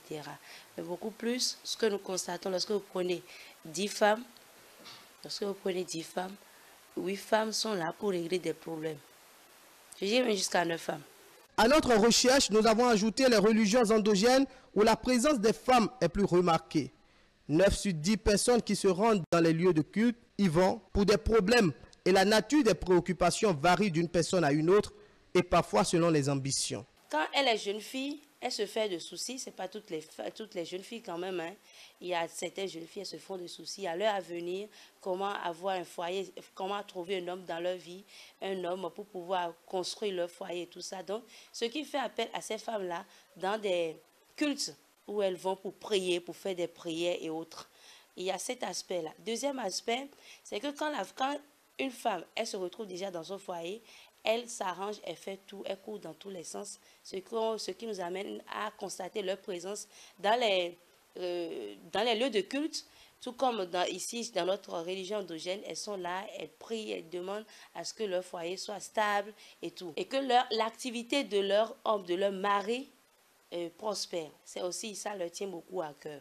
Ou soit c'est que la femme se retrouve dans une sorte de rivalité où elle s'arrange pour que l'homme soit avec, soit pour elle et tout. Donc, ce qui amène ces femmes à être beaucoup plus à courir tout le temps dans ces lieux de culte. Et quand la femme, elle a son foyer, elle a ses enfants, l'autre souci de la femme, c'est que ses enfants grandissent, que ses enfants puissent avoir un avenir prospère. Avenir prospère en ce sens que les enfants puissent réussir dans la vie. Quand on prend un couple, et ce couple a un problème de conception, après avoir fait des courses au niveau de la médecine moderne, elle se dirige vers la médecine traditionnelle, où elle commence par chercher des compositions, des tisanes et tout ça, pour pouvoir procréer. En dehors de cette femme même qui fait ses courses, il y a la mère peut-être de cette femme qui dit mon enfant est dans un foyer, c'est nécessaire. Dans le christianisme, la lecture est tout autre. Elle est plus théologique que sociologique. Elles ont le cœur docile. Excusez-moi, nous les hommes, nous avons parfois les cœurs durs. Et ce n'est pas facile de convaincre les hommes avec l'évangile. Mais les femmes sont plus accessibles. elles sont plus sensibles à la parole de Dieu et quand elles s'y mettent de tout leur cœur. Et c'est rare de voir les femmes qui ont cru reculer. Alors que les hommes, ils peuvent se convertir, être assidus aujourd'hui, mais demain, alors ils reculent avec beaucoup d'excuses, de prétextes qu'ils sont occupés, ils vont par-ci, ils vont par-là pour rechercher le pain pour la famille. Donc, vous voyez, c'est la raison pour laquelle on a plus de femmes. Elles se convertissent plus rapidement et elles sont toujours assidues à l'église, plus que les hommes.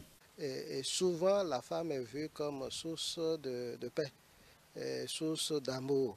Et donc, dans la société, de façon ordinaire et dans l'église, la femme a un rôle très important qui serait de travailler à la paix, à la justice et à la conversion, puisqu'elle est l'être qui s'ouvre plus à la paix, plus à l'amour, plus à la concorde, et donc peut travailler à la réconciliation et autres. Dans l'islam, les femmes et les hommes apparaissent au même niveau de piété, de respect des normes religieuses et d'assiduité aux offices et prières.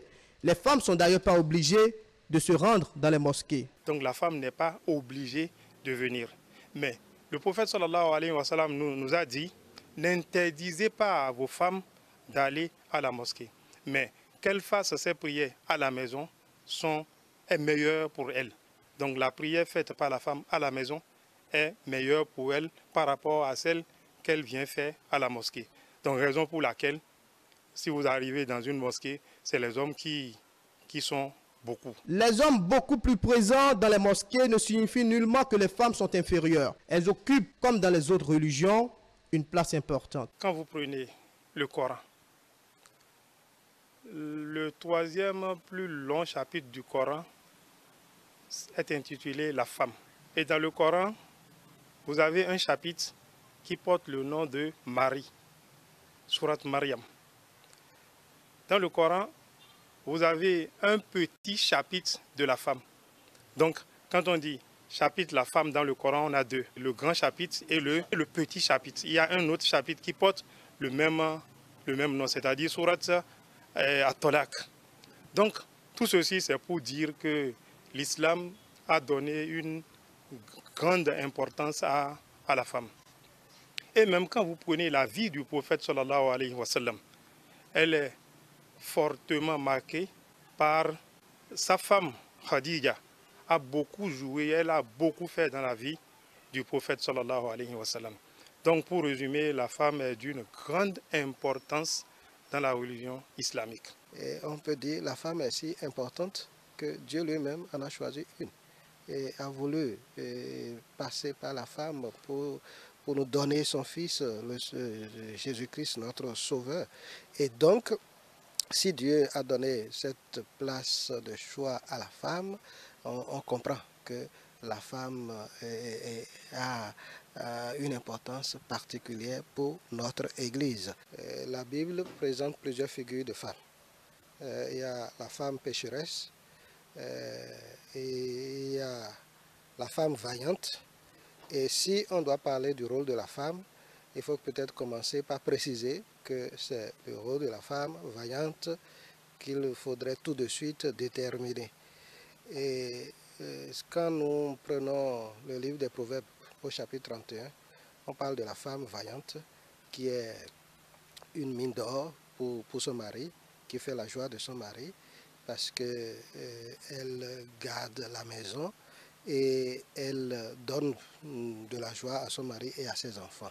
Alors, si nous partons déjà de là et nous voyons la figure que la Bible même présente de la femme vaillante, on pourrait dire que la femme a un rôle très important dans la société de façon générale, dans la vie familiale et dans la communauté chrétienne en particulier.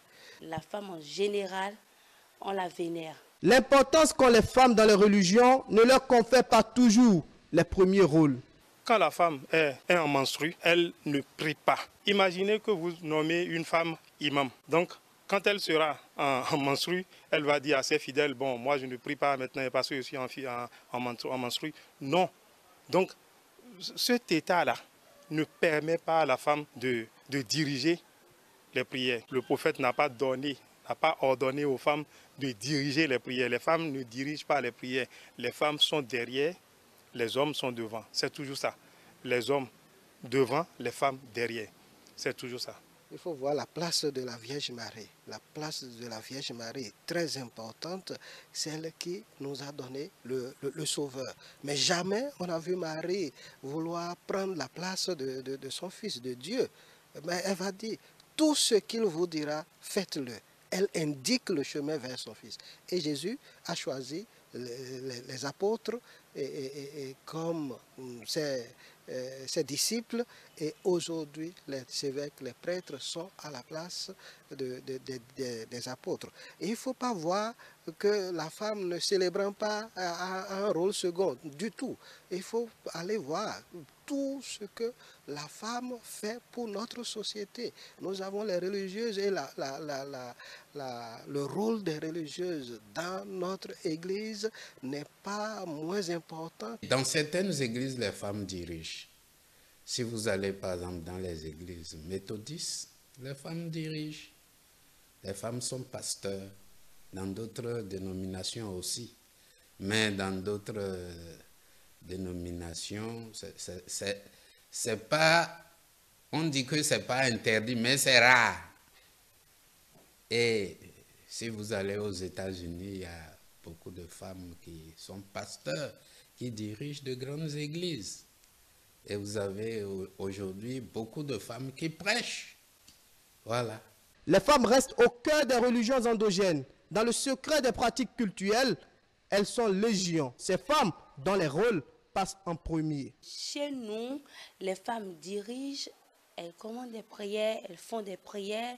Et les chants aussi, elles font des animations et autres. Il y a des endroits où les femmes ne doivent pas du tout mettre pied. Mais il y a des endroits, elles y vont, mais les hommes ne peuvent pas y aller. Si c'est déjà comme ça, où la femme, elle est autorisée à aller à ces endroits, l'homme ne peut pas y aller, c'est qu'elle a un pouvoir. Mais là où les hommes peuvent aller et la femme ne peut pas y aller, souvent, c'est des femmes à un certain âge. Mais quand c'est des femmes qui ont des âges très évolués, 70, 80 et autres, c'est qu'elles peuvent quand même aller à ces lieux-là, où par exemple la jeune fille, la jeune dame ne peut pas mettre pied. Dans les traditions africaines, il y a très souvent une femme dans les couvents et lieux de culte pour tout coordonner. Elles sont d'ailleurs plus nombreuses que les hommes. Il y a plus d'adeptes femmes que d'hommes.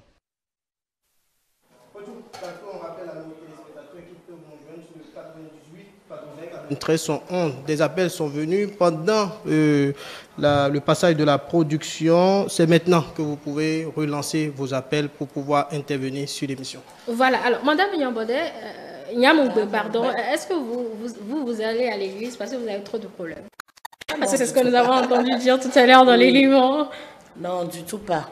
Je ne vais pas à l'église parce que j'ai des problèmes. Je vais à l'église parce que je cherche une relation avec mon Dieu. Je vais à l'église parce que je n'ai pas le choix, je n'ai pas d'autre choix, puisque je suis créée à son image et je dois le servir.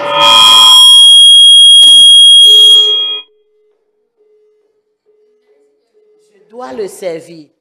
Il m'a créée et je sais qu'un jour, je le verrai. Donc, je vais à l'église pour l'adorer, pour le louer, pour l'exalter. Je ne vais pas à l'église à cause de mes problèmes. Voilà, Abbé Nyambé, tout à l'heure, je voulais vous relancer par rapport à ce que vous étiez en train de dire. Aujourd'hui, nous avons vu un certain réajustement de la pratique. Oui, allô, chers téléspectateurs, vous êtes avec nous. Bonsoir. Allô? Oui. Bonsoir, madame. Merci de vous présenter. Est-ce que vous nous recevez, madame?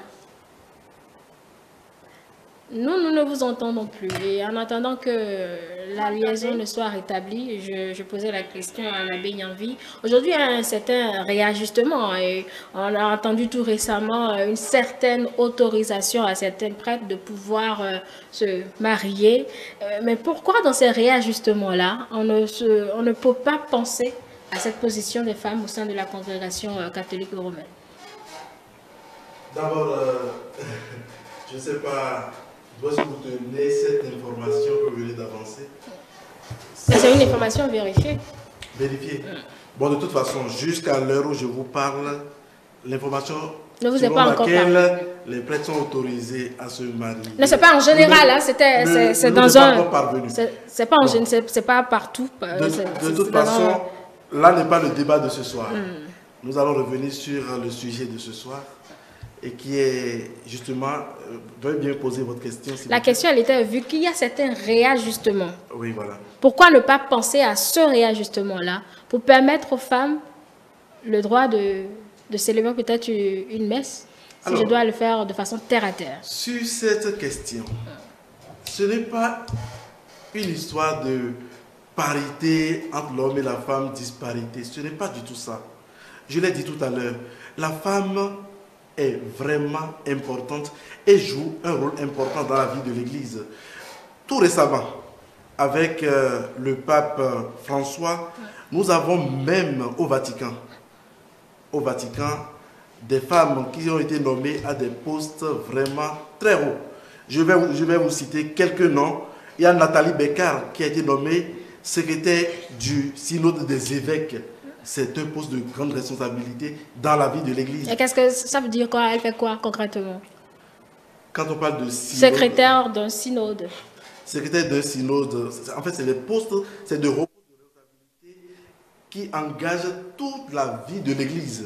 Alors, quand vous entendez parler du synode des évêques à Rome, c'est dire que c'est un grand rassemblement où tous les évêques du monde sont invités et elle a sa voix porte à ce synode-là. Il y a une autre femme, Nouria Kaldouk, secrétaire de la commission biblique pontificale.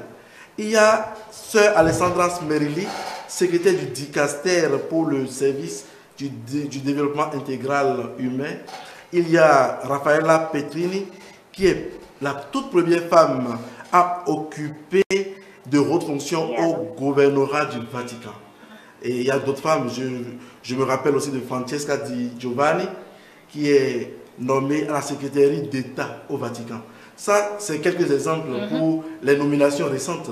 C'est dire que le rôle de la femme dans l'Église est reconnu, sa place est donnée, sa place existe. Il n'y a pas de discrimination du tout entre l'homme et la femme au cœur de l'Église. Mais pour ce qui est question, pour ce qui concerne, comment dire, l'ordination, ce n'est pas... Oui, voilà. Je disais tout à l'heure que, bien que l'Église reconnaisse à la femme sa dignité, il y a quand même la spécificité des rôles de chacun. Dans le foyer, dans le couple, par exemple, papa ne joue pas nécessairement le même rôle que maman. Et maman ne joue pas le même rôle que papa. Et pourtant, quand il y a la bonne harmonie, la complémentarité, tout va bien. Alors, cette question-là, comme je l'ai dit, l'ordination des femmes, ce n'est pas ça nécessairement qui doit advenir avant qu'on ne se tranquillise pour dire qu'il y a égalité entre l'homme et la femme. L'Église prône l'égalité entre l'homme et la femme. La dignité de la femme est reconnue tout autant que la dignité de l'homme. C'est une question qui relève simplement de la tradition si les femmes ne sont pas ordonnées prêtres dans l'Église catholique. Et sur la question, le pape Jean-Paul II a tranché vraiment la situation. Si vous voulez, je vous donne lecture de ce qu'il en a dit. Juste un extrait, pas pour être long. Oui, un extrait. Un extrait, oui, voilà. Le pape Jean-Paul II dit ceci. En appelant que des hommes à être ses apôtres, le Christ a agi d'une manière totalement libre et souveraine. Il l'a fait dans la liberté même avec laquelle il a mis en valeur la dignité et la vocation de la femme par tout son comportement, sans se conformer aux usages qui prévalaient ni aux traditions qui sanctionnaient la législation de son époque.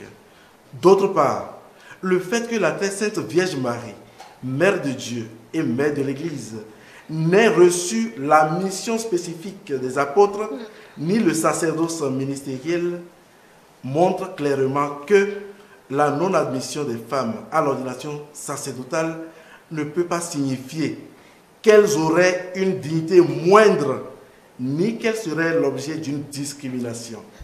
Mais c'est l'observance fidèle d'une disposition qu'il faut attribuer à la sagesse du Seigneur de l'univers. Alors, en un mot, comme je le disais tout à l'heure, ce n'est qu'une question de tradition qui n'enlève rien à la valeur de la femme dans la vie de l'Église. Je continue de le dire et de signer, la femme occupe de grands postes de responsabilité dans l'Église et peut faire autant que l'homme. Je retiens à Abbé que c'est le Christ qui en a décidé ainsi et que vous ne faites que répéter ce que le Christ a fait. C'est la tradition, en un mot, pour aller terre à terre. Voilà. Alors, Imam, j'ai entendu tout à l'heure votre collègue dire que la femme qui est en menstrue, par exemple, si c'était qu'elle était imam aussi, qu'elle ne peut pas prier parce qu'on interdit à la femme de prier quand elle est à la menstruée. Et quand elle est à la maison, c'est une meilleure prière que d'aller à la mosquée. En quoi prier à la maison est une meilleure prière que d'aller à la mosquée? Je pense qu'il faut faire la différence des choses, la part des choses. En état de menstruée, c'est autre chose. Et prier à la maison, c'est autre chose. Et c'est que, on a dit, la femme, elle peut prier à la mosquée, mais prier dans sa maison est meilleur pour elle. En quoi? Pour la sauvegarder, pour la préserver, pour la protéger, pour son honneur. C'est que nous avons tendance à voir que nous essayons de montrer au monde entier que nous ne faisons pas la discrimination des femmes, nous honorons. Mais ce n'est pas ça. Mais si nous voulons honorer la femme, nous voulons accorder la femme à une dignité, mais ce n'est pas de dissocier la femme de sa nature. La femme a une nature qui est différente à l'homme. Mais si vous le dites, c'est tout comme c'est une hypocrisie. Sincèrement. Parce qu'il y a des choses que la femme ne peut pas faire. Nous-mêmes, nous le savons. Mais pourquoi cherchons coûte que coûte à monter la femme? Regardons un peu. Moi, ça m'étonne beaucoup. Tu vas dans les grandes sociétés, c'est la femme qu'on habille, mince, jolie, pim, c'est elle. C'est tout comme c'est un objet qu'il faut faire pour attirer les gens. C'est une manière de dévaluer la femme. Tu vas voir maintenant les panneaux, c'est les femmes qu'on dessine torse nu. C'est pour dire quoi? Que nous honorons la femme. Tu prends le téléphone, c'est la femme qui va parler sur le téléphone. Oui, c'est en cours de crédit. Tu peux chercher. Mais pourquoi? C'est une manière de dévaluer la femme. D'accord, donc l'islam restaure la dignité de la femme. La dignité de la femme, c'est de la préserver, de ne pas la livrer à des problèmes. C'est de la protéger, de la préserver. Nous avons un téléspectateur, nous allons permettre de s'exprimer. Allô, bonsoir. Oui, bonsoir madame. Merci de vous présenter. On m'appelle Émerancienne Fouigan. Nous vous entendons un peu faiblement. C'est Émerancienne Fouigan. D'accord, allez-y. Je suppose que c'est pour contribuer aux échanges. Oui, c'est pour contribuer aux échanges parce que Dieu a créé l'homme et la femme, les deux sont égaux. Et si je vais dans la Bible à la résurrection, Dieu a choisi la femme, c'est la femme que Jésus a annoncé son résurrection. C'est pour dire l'importance de la femme aussi et la place de la femme dans la vie et dans notre société. Et si vous voyez les responsabilités qu'on confie aux femmes, les femmes jouent bien leur rôle. Je ne minimise pas l'importance de l'homme. Mais j'invite mes sœurs femmes qui ne se valorisent pas de se prendre au sérieux, de comprendre qu'il faut naître, créer au nom de Dieu et jouer leur rôle comme il faut dans la société. D'accord. Merci beaucoup, madame, pour votre contribution à ce débat sur le rôle des femmes au sein des églises, mosquées et autres. Simplement, Marouf Abiola Boussari, vous, la femme toujours dans l'ombre des hommes, même dans l'église. C'est ce que je retiens de nos amis islamologues Oui, et prêtres. Je pense que ce soit à l'église ou dans les mosquées, la femme occupe une place importante. Qu'elle dirige ou qu'elle ne dirige pas, l'essentiel c'est la place qu'on lui donne. Et je pense que c'est pas, on ne la minimise pas, on ne la dévalue pas. Bon, dans les lieux de culte je dis, mais on lui réinstaure, on lui donne ce qu'elle vaut. Vous savez, l'abbé a dit quelque chose tout à l'heure, la tradition. Parce que nous faisons les choses à l'image du Créateur. Et si le Créateur ne l'a pas fait ainsi, pourquoi nous allons faire ça? Mais il y a beaucoup de choses que le Créateur n'a pas fait que nous faisons. Comme quoi? C'est ça que nous appelons innovation. Et l'innovation est interdite dans l'islam, puisque je suis musulman. Et ce que l'abbé a dit, que moi je trouve normal, c'est la tradition. Ce que le Créateur a fait, ou bien ses prophètes, son envoyé, son fils, a fait, c'est ça qu'on suit. Et parmi les apôtres, vous l'avez entendu, il n'y avait pas de femmes. Mais ça ne veut pas dire qu'on ne veut pas s'entourer de femmes. Il y a quand même les sœurs dans les églises qui jouent quand même un grand rôle. Mais ça ne veut pas dire que parce qu'elles ne sont pas devant, elles sont dévaluées. Je pense quand même que leur place, on le leur reconnaît. Mais pour le moment, on agit en fonction de ce que le Créateur nous a dit de faire. D'accord. Et ce sera peut-être la dernière question pour le plateau. Est-ce trop rêvé ce que nous disons là? Moi, j'ai une question à vous poser. Ah non, malheureusement, vous ne pouvez pas me poser des questions, c'est moi qui dois vous poser les questions. Est-ce qu'on rêvait de vouloir voir la femme dans ce sacerdoce, dans ce ministère, dans l'ordination, etc. Alors, cette question évoque en moi une certaine préoccupation, à mon avis, qui est... Pour les légalistes, oui, pour les femmes, on estime que... C'est-à-dire les femmes à un certain niveau sont un peu en griffe sur le soif de pouvoir participer à l'ordre sacré, être ordonné prêtre, etc. Mais moi, je voudrais que le débat soit déplacé à un autre niveau. Est-ce que la femme a le respect qu'on lui doit dans l'Église? Est-ce que la femme est engagée pleinement dans la vie de l'Église? Est-ce que la femme a une dignité égale à l'homme dans l'Église? Oui. Est-ce que la femme continue de jouer de hautes responsabilités dans la vie de l'Église? Oui.